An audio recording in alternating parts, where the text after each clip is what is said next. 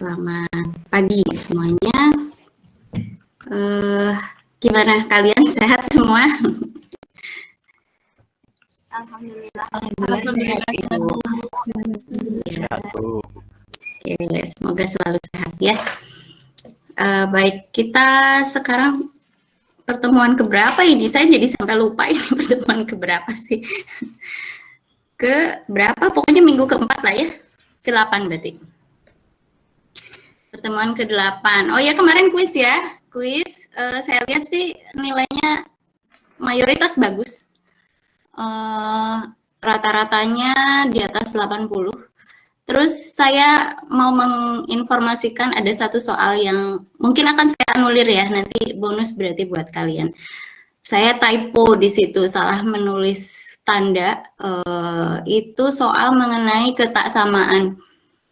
Nggak tahu sih kalau di kalian nomor berapa, karena kan nomor soalnya kan diacak. Nah, ketaksamaan lah yang pasti.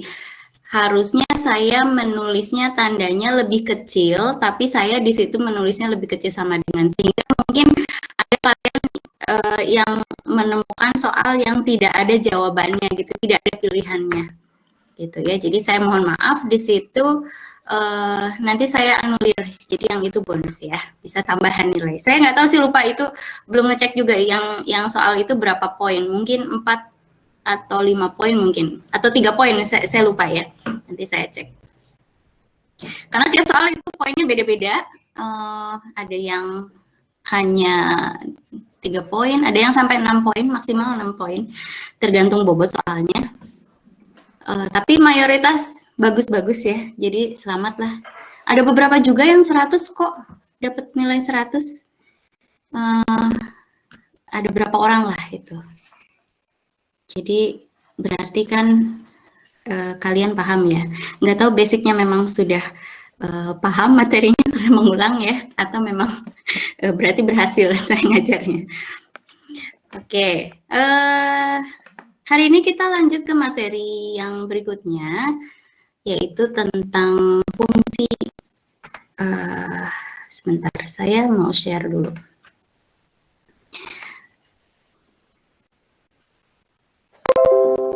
Nah, seperti yang pernah saya bilang ya, kalau di matematika itu kita belajarnya kan sistematis.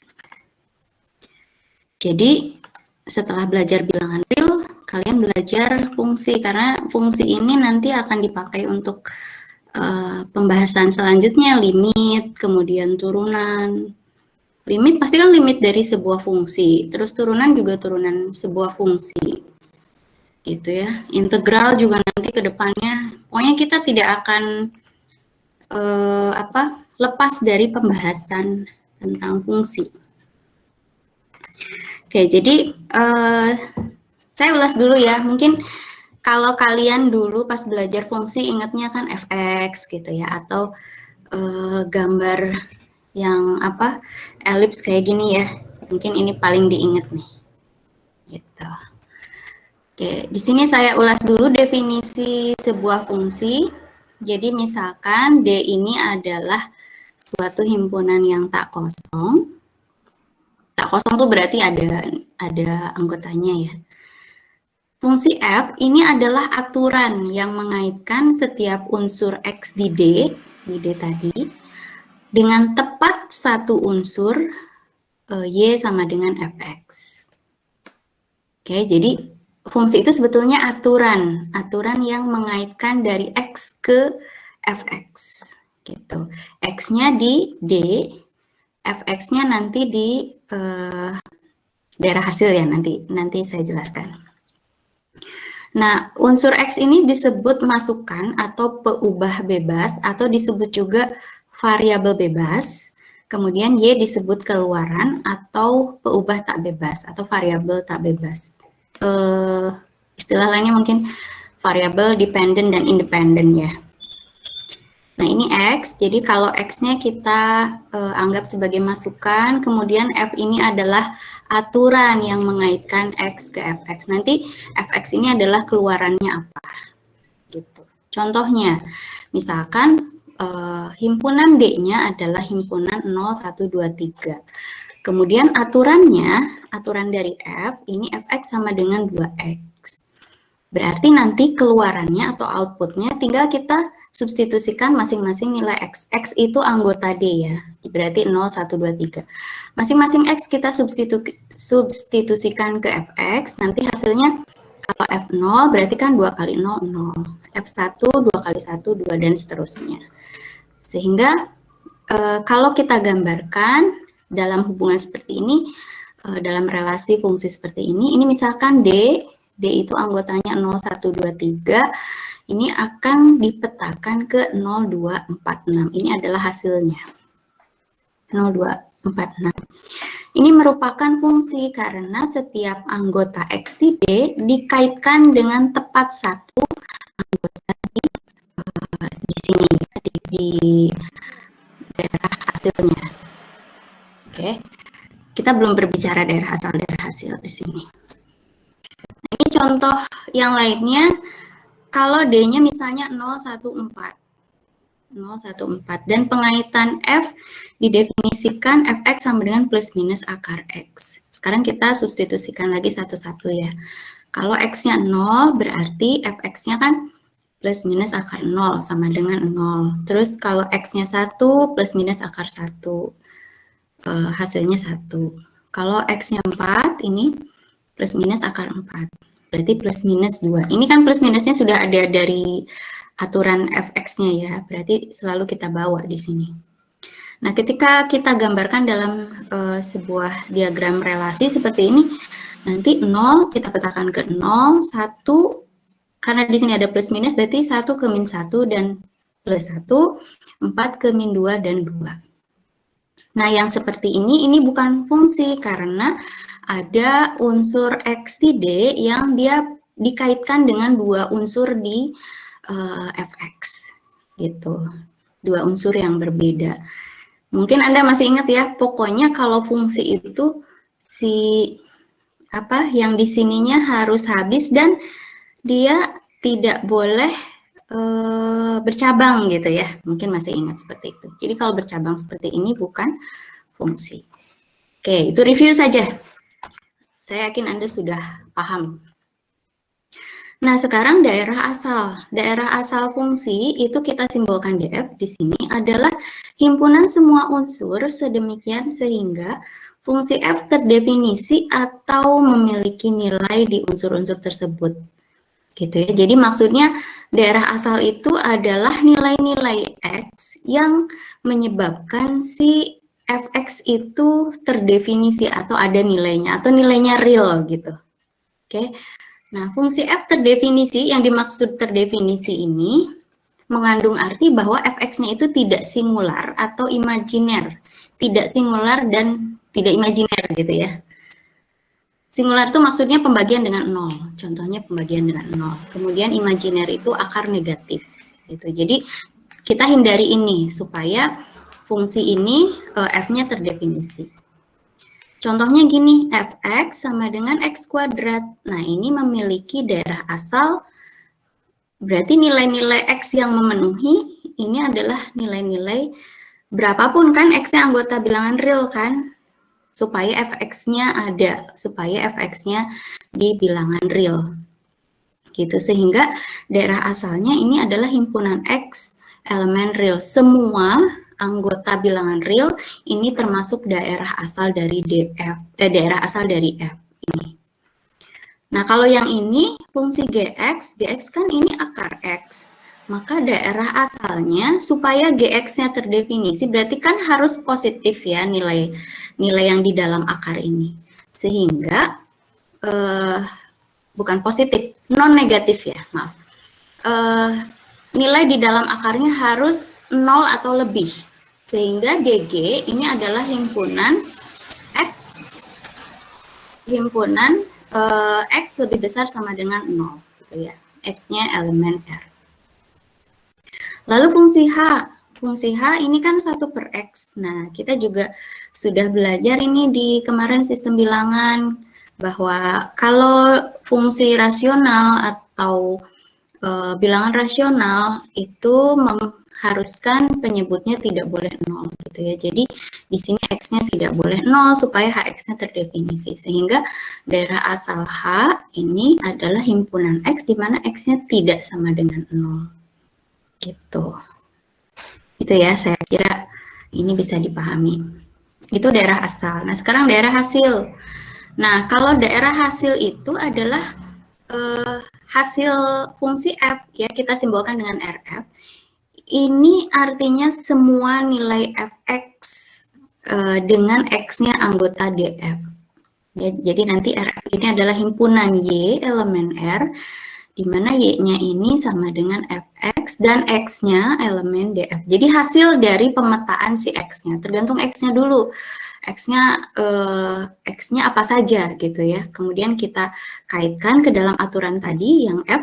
Nah, baru kita dapatkan Y. Nah, nilai-nilai Y itulah yang merupakan daerah hasil atau RF. Contohnya ini. Yang tadi kan sudah ya.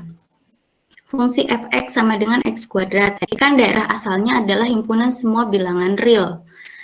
Nah, kalau semua nilai x yang di df ini kita masukkan ke sini, nanti kan fx-nya kan dikuadratkan ya, berarti kan tidak mungkin nilainya negatif.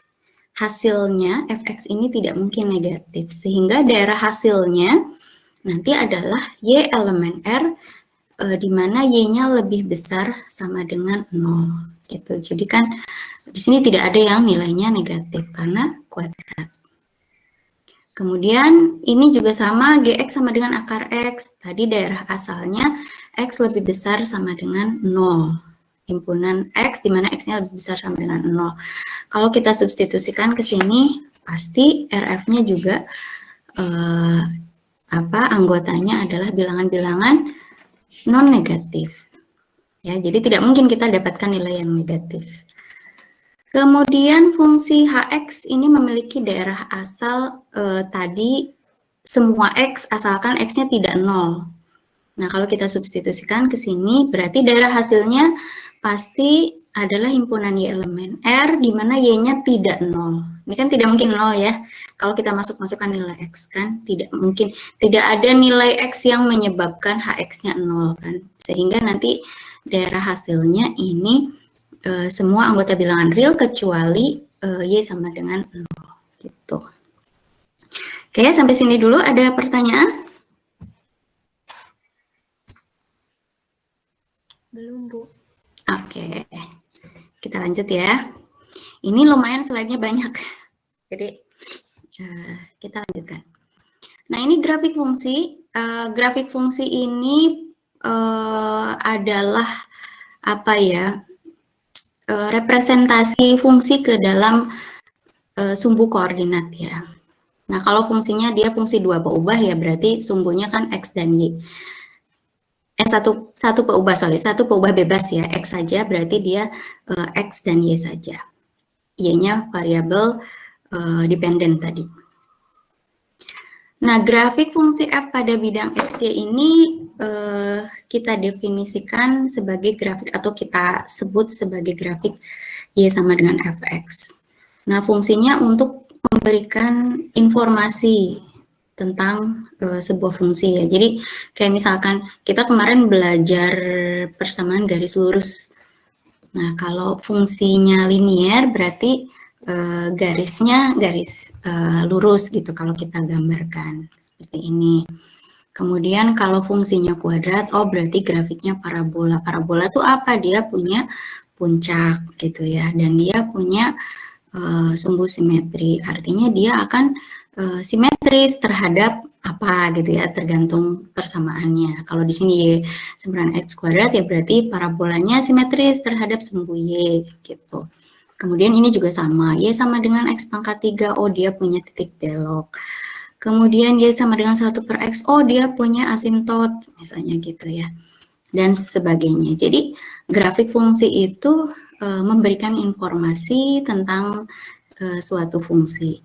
Nah, grafik itu sangat berguna, apalagi untuk orang-orang yang non-matematik ya. Misalkan orang-orang terapan, entah itu di jurusan lain, misalnya jurusan ekonomi, jurusan pertanian, biologi dan sebagainya, teknik dan sebagainya. Mereka sangat senang membaca sebuah data itu melalui grafik ketimbang mereka diberikan rumus-rumus matematika gitu. Jadi mereka lebih senang melihat sebuah perilaku fungsi melalui grafik gitu. Jadi ini sangat penting grafik itu. Oke. Nah, di sini ada yang namanya uji garis vertikal. Ini kita gunakan untuk menentukan apakah sebuah kurva itu fungsi atau bukan. Nah, namanya uji garis vertikal. Jadi kalau kita punya kurva sembarang, misalnya ini saja ya. Ini kurva sembarang. Nah, ini kan kurvanya ini yang warna biru, ya sama dengan fx. Kita bisa menentukan ini fungsi atau bukan dengan uji garis vertikal. Dengan kita membuat garis vertikal di sembarang titik gitu. Misalkan saya tarik garis vertikal di sini, dia akan memotong kurva di satu titik ya di sini. Saya tarik garis di sini, dia akan memotong di sini. Saya tarik garis ke sini, dia akan memotong di sini. Terus dan sebagainya ya, dan seterusnya. Saya tarik garis vertikal, ternyata hanya memotong di satu titik. Nah, kalau kita tarik garis vertikal terhadap sebuah kurva dan garis itu memotong kurva di satu titik saja, maka fungsi tersebut adalah maka kurva tersebut adalah sebuah fungsi. Nah, sebaliknya kalau yang seperti ini ada gambar kurva juga ini. Kalau kita tarik garis vertikal sembarang, misalnya di sini, ternyata dia memotong di 2 titik. Kalau saya tarik di sini, garis vertikal malah di 3 titik, gitu ya. Nah, kalau yang seperti ini bukan fungsi.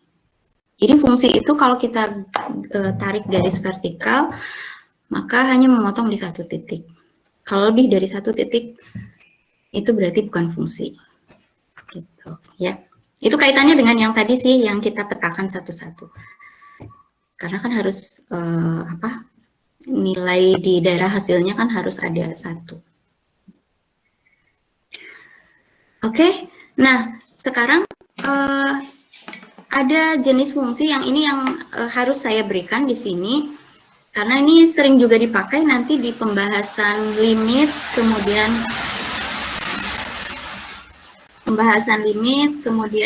kekontinuan, turunan itu juga sering kita pakai ya. Namanya fungsi bagian demi bagian atau mungkin Anda istilahnya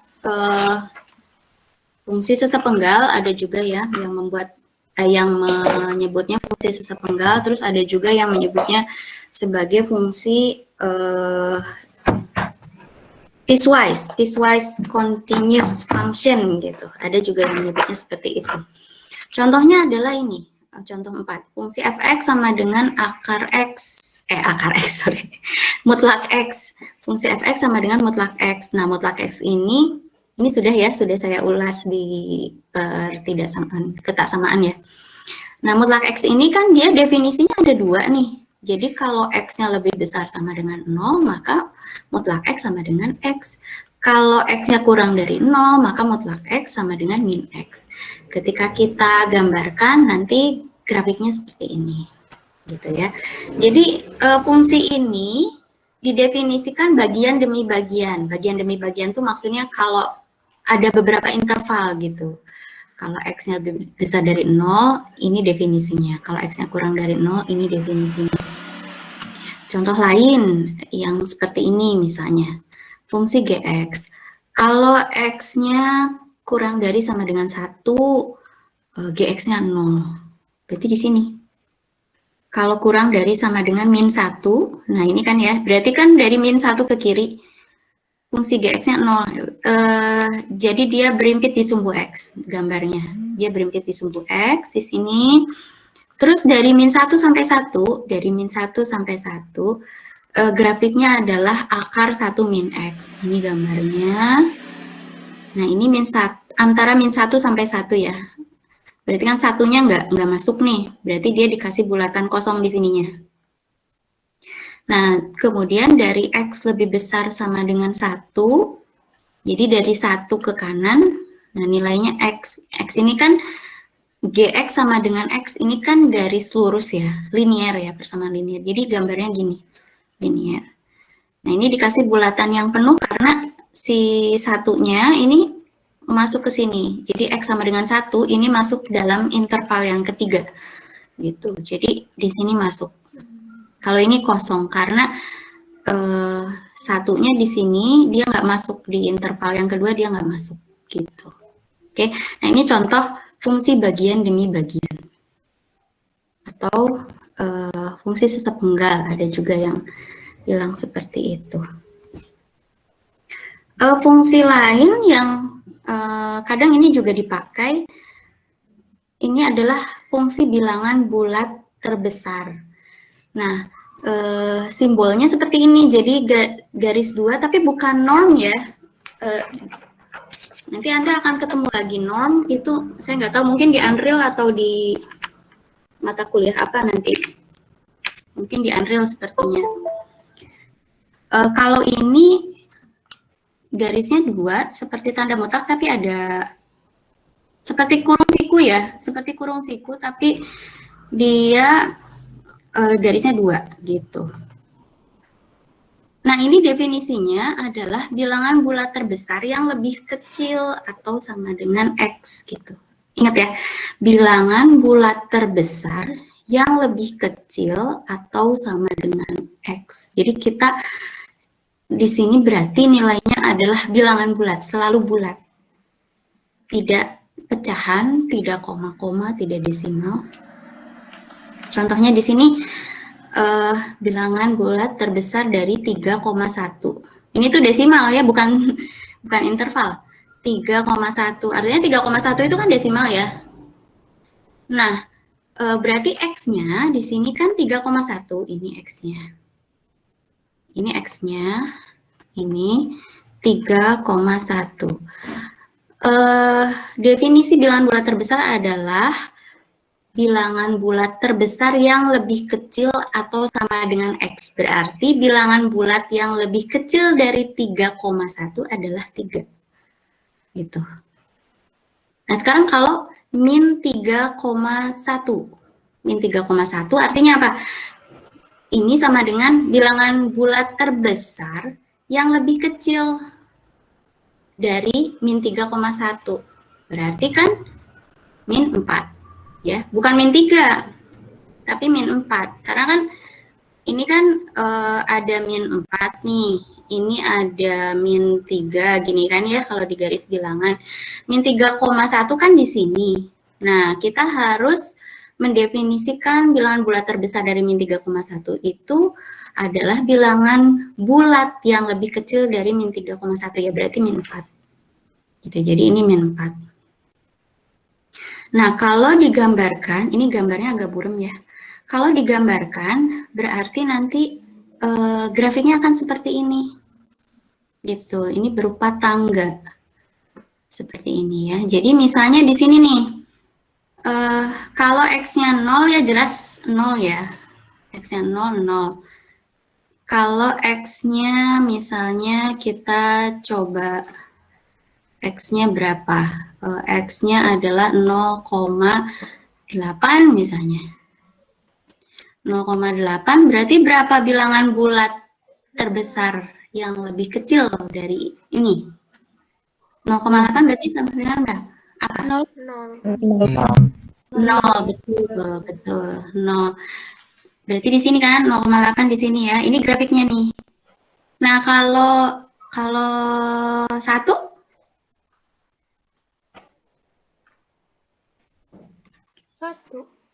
1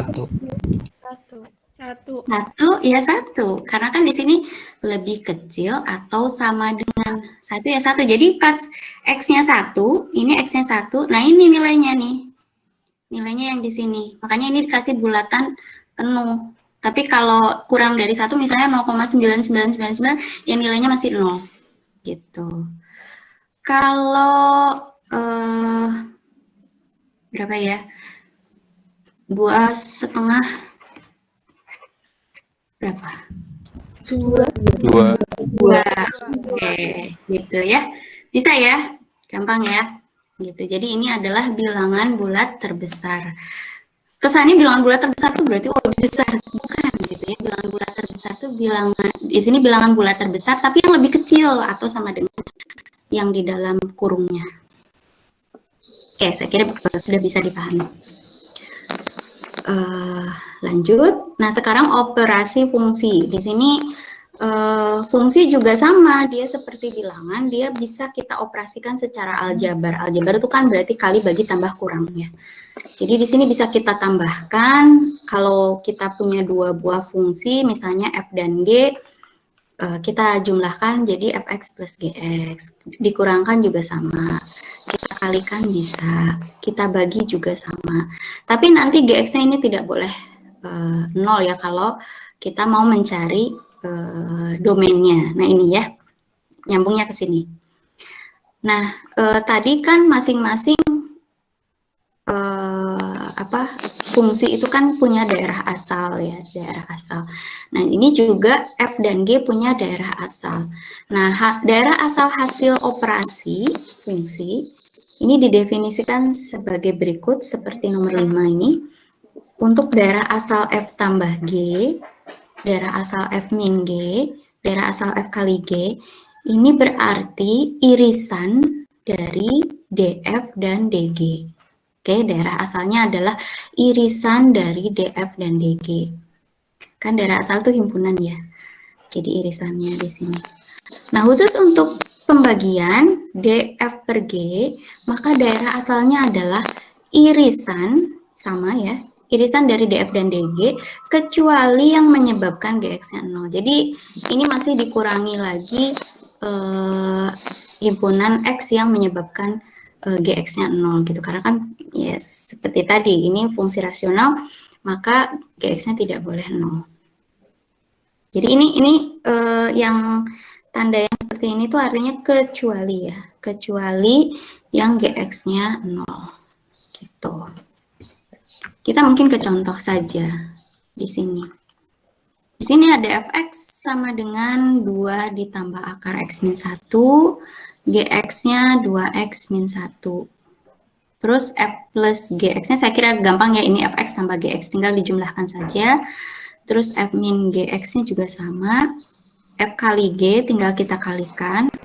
Kalau sekiranya diuraikan malah bentuknya lebih panjang ya tidak usah diuraikan ya. Jadi kita pakai ini saja nggak apa-apa. Terus F per G-nya ini. Nah, kita perhatikan DF ya. Ini kan daerah asal F. Daerah asal F ini berarti nilai-nilai X yang menyebabkan Fx-nya ini terdefinisi. Dia akan tidak terdefinisi kalau yang di dalam akar ini kan negatif ya, sehingga supaya terdefinisi X-nya harus lebih besar sama dengan 1 gitu kan, supaya ini enggak negatif. Jadi DF ini adalah himpunan X di mana X-nya lebih besar sama dengan 1. Oke. Nah, sekarang DG. G ini kan 2x min 3 ya, berarti kan mau bilangan berapapun x-nya ya g-nya pasti terdefinisi. Sehingga dg ini adalah semua himpunan semua bilangan real. Nah, untuk hasil operasinya df plus g, df min g, df kali g, kita iriskan gitu kan, kita cari irisannya.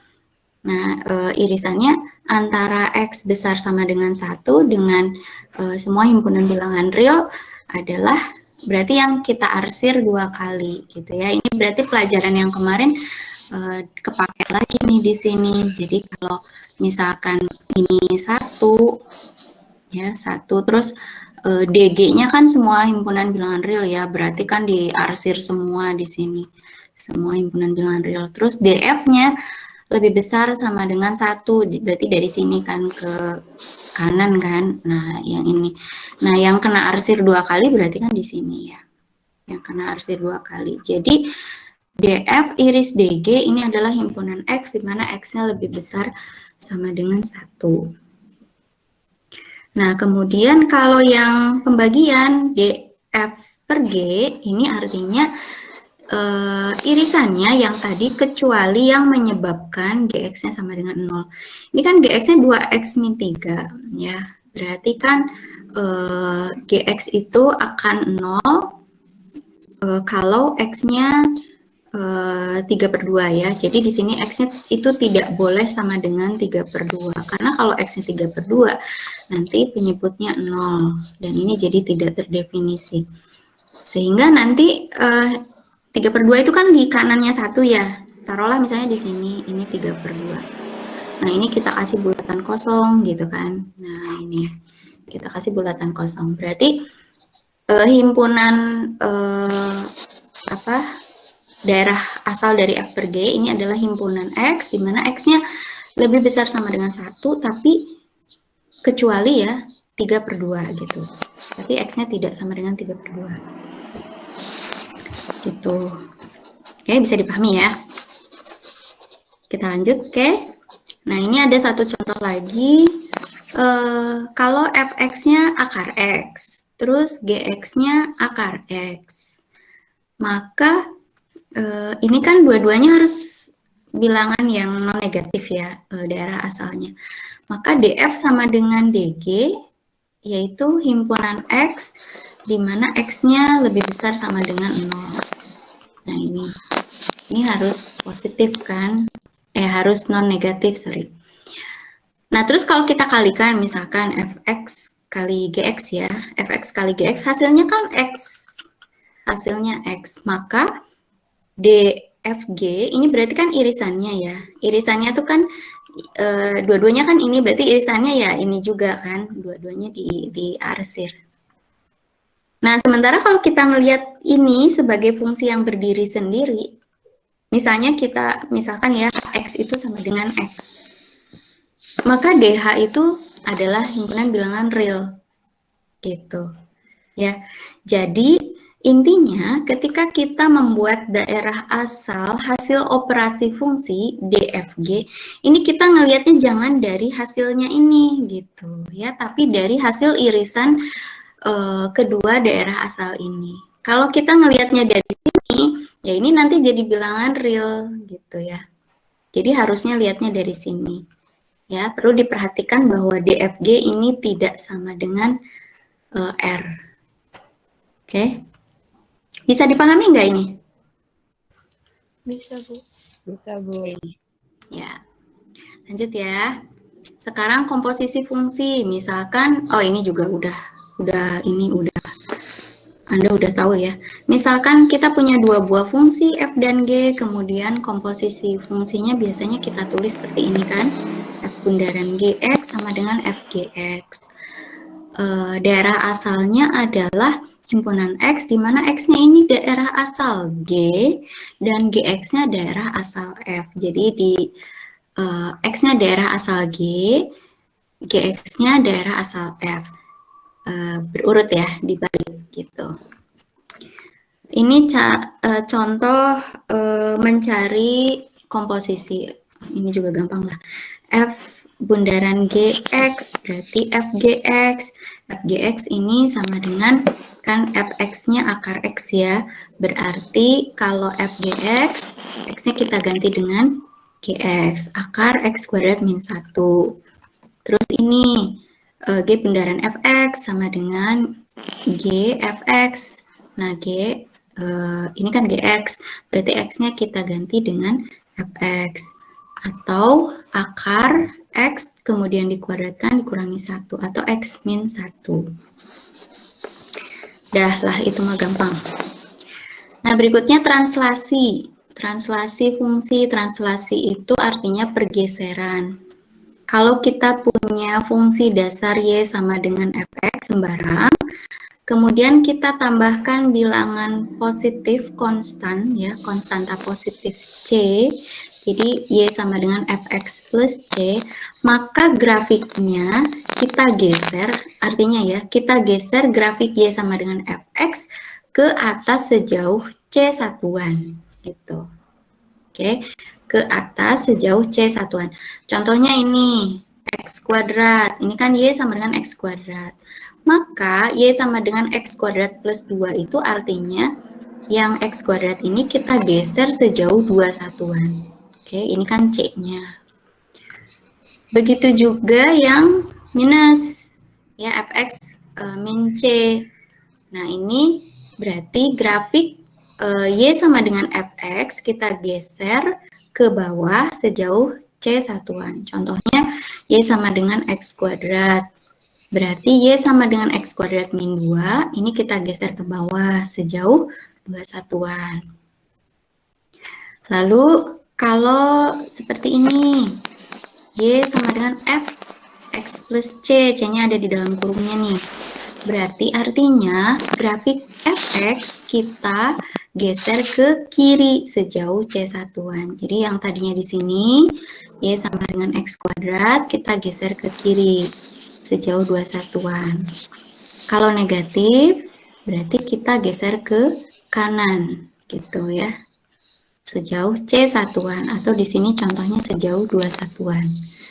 Jadi ini untuk mempermudah Anda sebetulnya ketika mensketsa grafik. Anda punya fungsi dasarnya apa, misalnya parabola, ketika parabola itu dimodifikasi fungsinya, Anda bisa melakukan sketsa dengan cara menggeser grafik atas, bawah, kanan, kiri gitu. Oke, bisa dipahami ya. Nah, sekarang refleksi. Refleksi itu dicerminkan.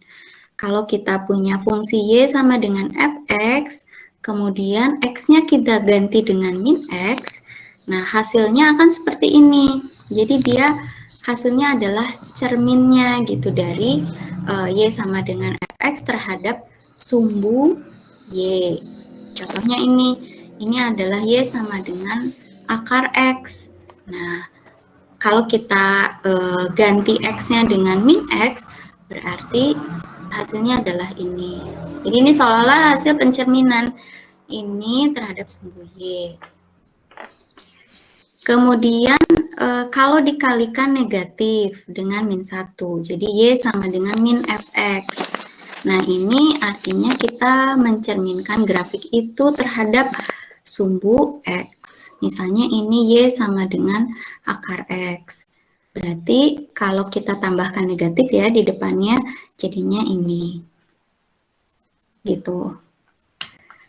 Oke. Sekarang pengerutan peregangan. Nah, ini perkalian nih. Jadi kalau ada Y sama dengan fx, terus kita kalikan dengan sebuah konstanta C. C-nya lebih dari 1 ya, karena kalau C-nya sama dengan 1 ya sama aja tidak dikalikan gitu kan.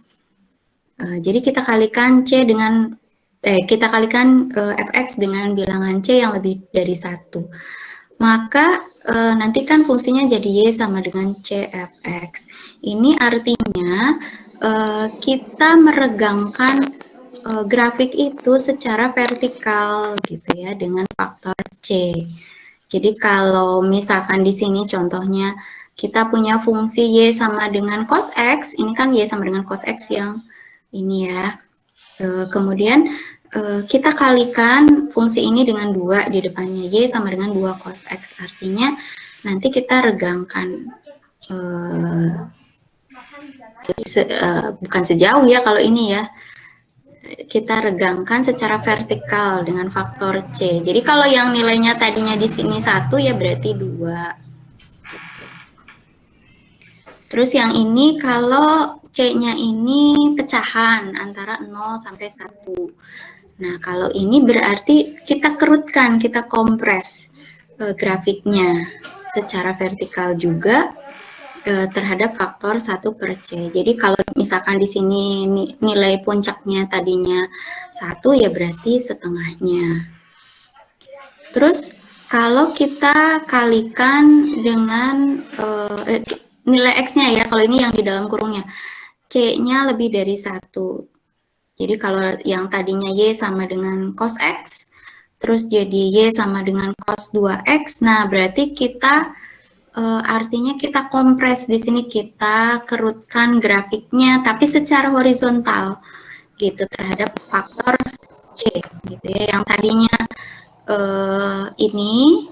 yang tadinya grafiknya ini, kemudian gelombangnya jadi banyak gitu, gelombangnya jadi banyak. Nah, kalau ini kebalikannya, kalau kita kalikan dengan C, tapi C-nya ini pecahan, justru di sini jadi melebar. Oke, kita regangkan. Ini tuh sangat kepake nanti kalau Anda belajar tentang nanti di persamaan diferensial parsial ya. Nanti Anda belajar tentang persamaan gelombang. Ini akan sangat kepake untuk melihat perilaku gelombangnya gitu. Oke. Nah, ini pengetahuan dasar dulu. Sekarang kesimetrian kurva. Nah, yang namanya simetri kan Anda sudah tahu ya. Nah, kesimetrian kurva kita lihat dari sumbu X, sumbu Y, dan titik asal. Oke.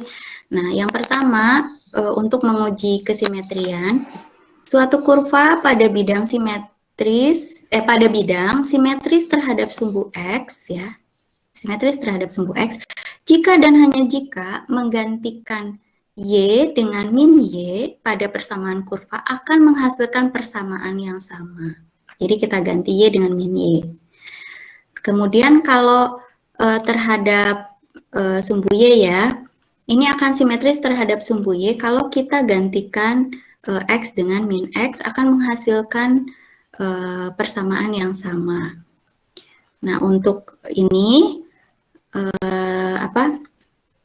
terhadap titik asal, ini kurva akan simetris jika dan hanya jika menggantikan X dengan min X sekaligus menggantikan Y dengan min Y, ini menghasilkan persamaan yang sama. Mungkin ke contoh saja ya, ini biar lebih jelas. Contohnya, ini gambarnya sebetulnya yang tadi juga. Contohnya kurva Y sama dengan X kuadrat. Nah, kalau X-nya kita ganti dengan min X, jadi Y sama dengan min X kuadrat, maka nanti jadi Y sama dengan X kuadrat. Ini kan sama ya, sama aja nih, kurvanya tidak berubah. Nah, ini artinya kurva ini simetri terhadap sumbu Y, gitu. Terus yang ini, X sama dengan Y kuadrat. Nah, kalau X sama dengan Y kuadrat, kita ganti Y-nya ini dengan min Y, nah gini ya, ini kan hasilnya tetap sama. Nah, ini berarti simetri terhadap sumbu X. Kemudian yang persamaan kurva Y sama dengan X pangkat 3, kalau kita ganti secara bersamaan, Y-nya kita ganti min Y, X-nya kita ganti min X, nah maka hasilnya sama, Y sama dengan X pangkat 3. Ini artinya kurvanya simetri terhadap titik asal atau 0,0. Gitu, oke. Sekarang fungsi genap ganjil.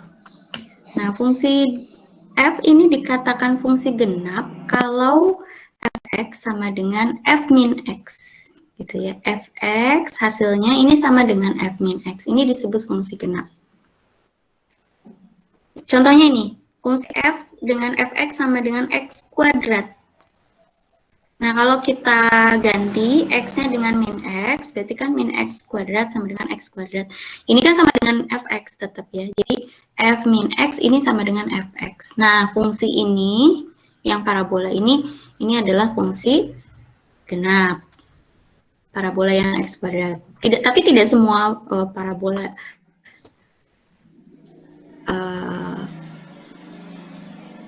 ya harus diuji tetap ya, harus diuji. Di sini kebetulan X kuadrat mudah kan ya, tinggal kita ganti min X.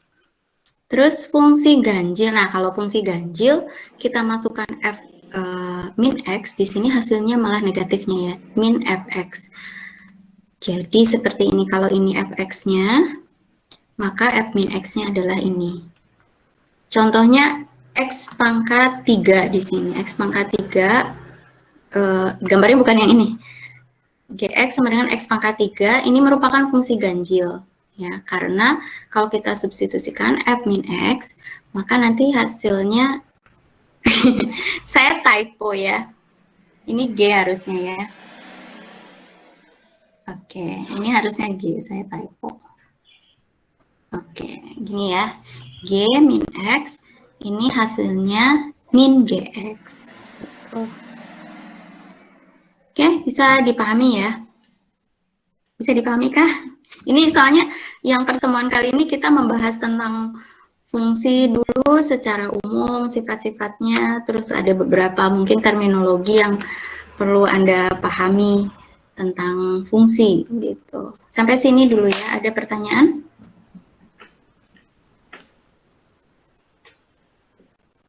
Belum ada? Gimana? Belum ya? Oke. Gimana? Belum, Bu. Oke, ya. Kita lanjutkan ke fungsi inverse. Nah, inverse. Kalau kita punya dua buah fungsi f dan g dan memenuhi dua kondisi di sini, gfx sama dengan x untuk setiap x elemen df, terus f gy-nya sama dengan y untuk setiap x elemen dg, maka f adalah inverse dari g dan g adalah inverse dari f. Ya, bolak-balik berarti ya. Atau kita sebut f dan g ini adalah fungsi-fungsi inverse. Jadi kalau kita masukkan f ini ke dalam g, hasilnya x. Kalau g-nya kita masukkan terhadap f, hasilnya y. Nah, jika f memiliki inverse, maka fungsi inverse dari f ini dinotasikan sebagai f inverse. Jadi f pangkat min 1 biasanya. Inverse itu biasanya kita tuliskan dalam bentuk superscript seperti ini ya, f seperti pangkat min 1 gitu. Tapi di sini bukan pangkat. Nanti lain lagi kalau Anda berbicara turunan, ada lagi misalkan F2 terus superscript juga. Nah, kalau turunan biasanya pakai kurung. Nanti Anda akan banyak ketemu dengan simbol-simbol yang jangan sampai ketukar. Jadi kalau seperti ini adalah inverse. Kemudian, nah tadi F ini memiliki inverse ya. Maka fungsi inverse f ini dinotasikan seperti ini sehingga f inverse fx ini sama dengan x dan f inverse f inverse y ini sama dengan y. Oke, nah misalkan fungsi f-nya mempunyai inverse yaitu f inverse. Jadi misalnya ini a, kemudian ini adalah B dipetakan ke B dengan aturan pemetaannya F. Nah, maka F inverse itu maksudnya dari B ke A. Gitu. Nah, domain dari F inverse itu ya sebagai range dari F. Terus range dari F inverse ya domain dari F. Ntar saya nulis contohnya enggak? Oh ya, sebelum ke contoh mungkin ini ya. Ada contohnya? Oh ya, ada. Nah, sebelum ke contoh, kita mungkin ke langkah-langkah dulu biar lebih gampang. Jika suatu persamaan Y sama dengan Fx dapat diselesaikan untuk menghasilkan X sebagai sebuah fungsi dari Y, misalkan X sama dengan GY, maka F memiliki suatu inverse, yaitu GY sama dengan F inverse Y. Jadi intinya sih sebetulnya mencari inverse itu seperti kita mengubah yang tadinya Y sama dengan fungsi X, nah kita ubah X-nya itu di sebelah kiri, gitu. Jadi X sama dengan, gitu kan. Nah, langkah-langkahnya pertama kita tulis dulu persamaan Y sama dengan Fx, lalu kita selesaikan persamaan itu untuk menghasilkan X sama dengan fungsi dari Y, gitu ya, yang tadi saya bilang. Nah, persamaan yang akan dihasilkan X sama dengan F inverse Y, yang merupakan rumus untuk F inverse. Jadi nanti setelah kita dapatkan X sama dengan apa dari Y, kita boleh ganti ini. Jika X yang diinginkan sebagai peubah bebas, maka X dan Y saling dipertukarkan. Kita boleh ganti variabelnya dengan X kembali. Itu adalah inverse-nya berarti. Contohnya ini, Fx sama dengan akar 2X min 1. Gitu. Nah, kita kan tuliskan dulu nih, Y sama dengan akar 2X min 1. Nah, kemudian supaya kita nanti bisa dapatkan X sama dengan, kan kita kuadratkan dulu ya, supaya akarnya di sini ya bisa tidak terganggu dengan akar gitu ya. Jadi kita kuadratkan dulu Y kuadrat sama dengan 2X min 1. Sehingga nanti X-nya adalah setengah kali Y kuadrat plus 1. Nah ini, X sama dengan setengah kali Y kuadrat plus 1. Sehingga F inverse dari X ini adalah ini, setengah Y kuadrat plus 1. Nah kalau kita ingin peubah bebasnya itu kita ganti ya ini, kita ganti X ya, kita bisa F inverse X ini setengah X kuadrat plus 1. Gitu ya, kita kembalikan ke peubah X. Lebih jauh lagi, domain dari F inverse ini adalah range dari F gitu. Range dari F ini. Daerah hasilnya F ini kan pasti non negatif ya, lebih besar sama dengan 0 seperti ini. Terus range dari F inverse, nah ini range dari F inverse ini sama dengan domain dari F gitu. Domain dari F. Domain dari F itu berarti kan kita harus mencari nilai X yang menyebabkan dalam akarnya ini tidak negatif. Gitu ya. Berarti X-nya harus lebih besar sama dengan setengah. Gitu. Oke. Nah, Anda perhatikan di sini domain dari F inverse ini tidak sama dengan R. Jadi domain dari F inverse ini ngelihatnya jangan ke sini kayak tadi ya. Ngelihatnya jangan ke sini, tapi harus ngelihatnya dari sini. Range dari F inverse. Ini seperti yang sudah disebutkan di sini. Oke. Jadi Anda ngelihatnya dari sini. Jangan ngelihat dari hasil inverse-nya. Karena nanti akan berbeda. Gitu. Ini adalah keberadaan fungsi inverse. Suatu fungsi memiliki inverse jika dan hanya jika fungsi tersebut satu-satu. Saya kira itu jelas ya, karena kalau satu-satu ya pasti kan kita bisa cari ininya ya, nilainya. Kemudian suatu fungsi memiliki inverse jika dan hanya jika grafiknya dan setiap garis mendatar memotong paling banyak di satu titik.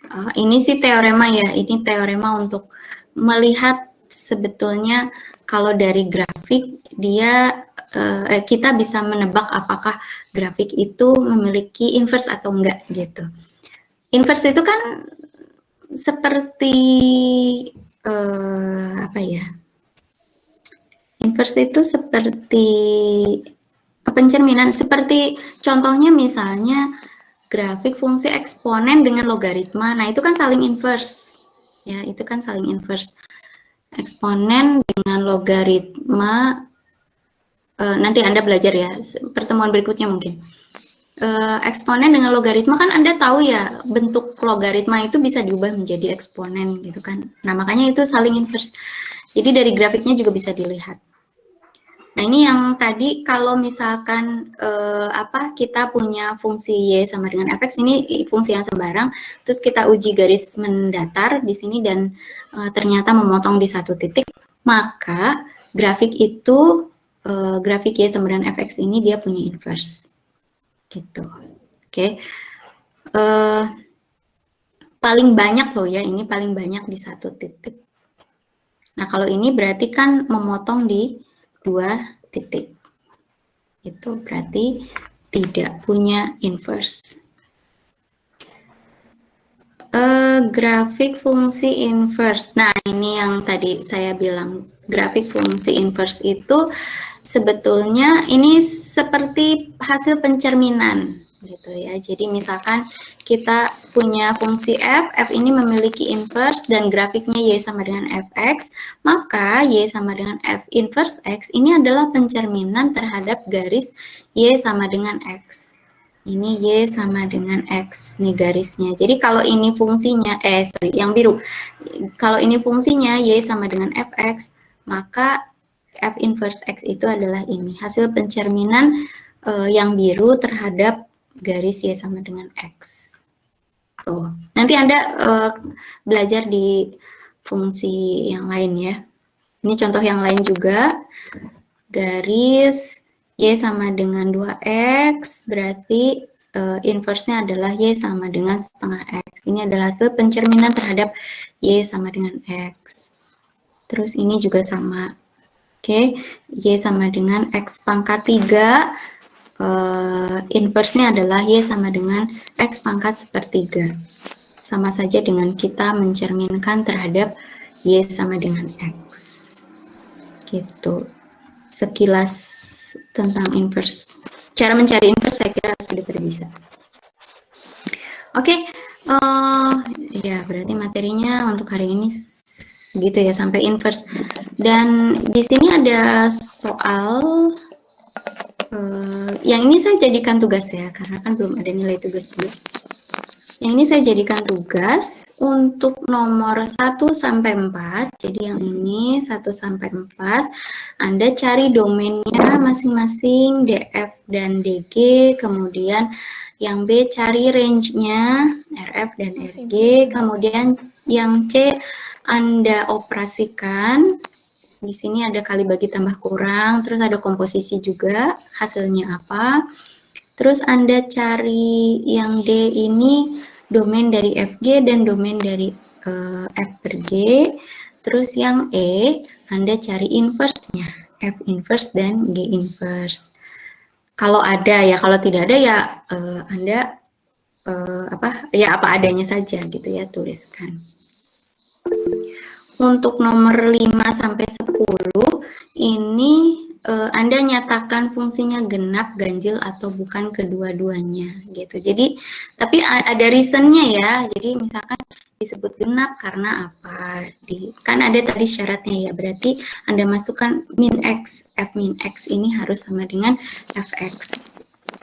Dan seterusnya sampai nomor 10. Gitu. Oke. Berikutnya ada yang mau ditanyakan? Bisa. Ada yang? Ya, gimana? Yang untuk nomor berapa tadi? Yang mana? Yang untuk nomor 1 sampai 4 itu kita nyari HP-nya juga apa enggak, Bu? HP apa? Himpunan penyelesaian. Enggak, yang diminta hanya ini saja. Domain, range, terus hasil ini, hasil operasinya, kemudian domainnya dan F inverse gitu. Jadi nggak ada yang lainnya. Ini aja yang A sampai E saja. Berarti kalau misalnya yang C itu nggak dapat hasilnya, nanti nilainya berkurang apa gimana? Nggak dapat hasilnya gimana? Maksudnya nggak dihitung gitu loh, maksudnya dimasukin ke operasinya saja. Iya, dimasukin ke operasinya saja. Kalau HP-nya itu gimana HP-nya? Kayak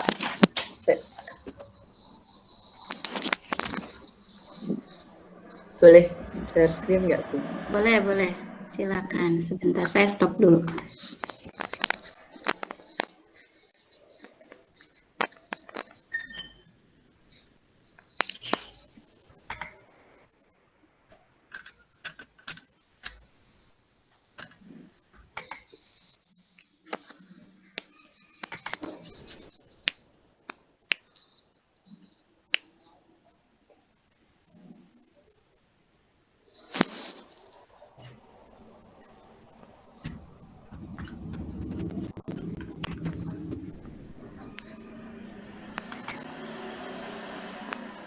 Sebentar, Bu, baru. Ya.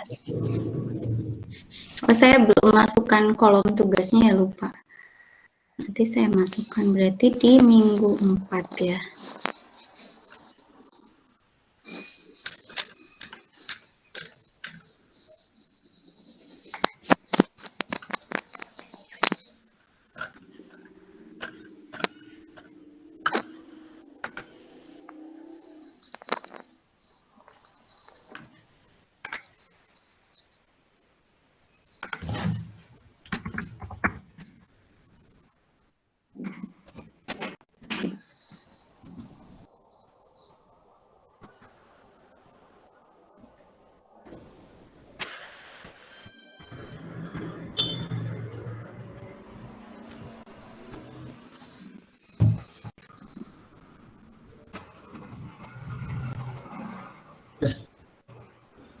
Oke. Ini Bu, yang ini. Oh, tidak. Tidak perlu. Usah. Iya, karena saja. iya, karena kita tidak ini bukan persamaan atau ketaksamaan ya. Kalau persamaan kan sama dengan 0. Jadi kita bisa cari nilai X-nya. Kalau ketaksamaan itu kan nanti lebih kecil atau lebih besar. Berarti kita bisa cari nilai X-nya gitu kan, himpunan penyelesaiannya. Nah, kalau ini kan nggak ada, kita bukan ketaksamaan atau persamaan di sini. Jadi tidak perlu sampai situ, hanya dioperasikan saja. Berarti ditambahkan, dikurangi, dikali, atau dibagi. Kalau bisa disederhanakan, bentuknya sederhanakan. Tapi kalau tidak bisa ya, kalau ternyata misalkan kalian uraikan bentuknya panjang, ya udah nggak usah gitu. Oke? Baik Bu, terima kasih. Itu ya, ya. Terus siapa lagi yang mau tanya? Izin Kaila? bertanya, Bu. Ya. Kan tadi kan yang uji garis vertikal itu untuk menentukan dia itu fungsi atau bukan. Terus ada nggak Bu uji garis horizontal? Uji garis ya, kalau fungsi garis vertikal gitu, karena kan ngelihatnya dia dari X ke Y gitu. Ya. Baik Bu, terima kasih. Oke. Bentar, ini saya tuh ngomong-ngomong saya salah ya nulis di PPT ya tadi ya. Saya kok pertemuan 6 ya. Harusnya pertemuan 8 kan ya ini ya. Benar nggak sih? Ini pertemuan ke-8 kan ya? Maaf ya, salah ya. Saya mulai oleng ini. Oke, ada lagi pertanyaan? Ada lagi pertanyaan? Ini tugasnya kalian kerjakan dengan tulis tangan ya. Seperti biasa, tulis tangan. Terus nanti di foto atau di scan boleh. Terus nanti dikumpulkan di LDRU. Waktunya 1 minggu, tenang, masih lama.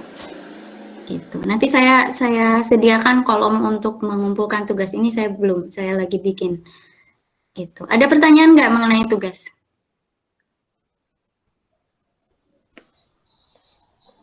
Tidak ada Bu.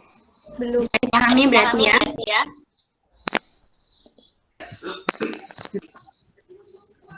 Bisa Bu. Oke. Terus ini satu lagi sebelum saya tutup. Yang kemarin belum presensi siapa yang waktu kuis? Biar saya betulkan. Tadi sih siapa ya? Saspira ya, tapi sudah saya isikan. Iya Bu, terima kasih. Ya, tadi siapa lagi ya?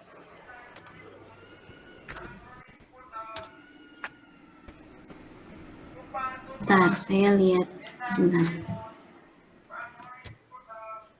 Tugas 1. Oke. Nah, jadi paling lambat nanti kalian kumpulkan kalau 1 minggu berarti ini hari apa, Kamis ya?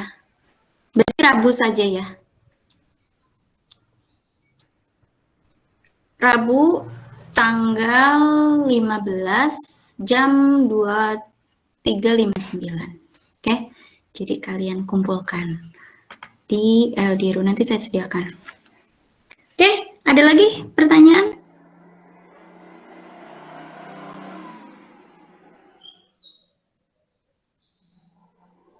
Tidak ada? Oke.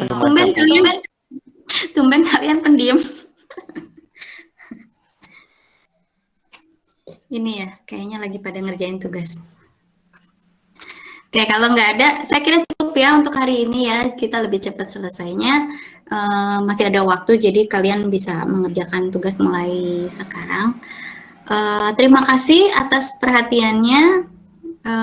Terima kasih juga atas semangatnya. Kita ketemu lagi berarti hari Selasa pagi. Nanti materinya kita akan melanjutkan materi fungsi. Mungkin saya lebih spesifik ke jenis-jenis fungsi ya.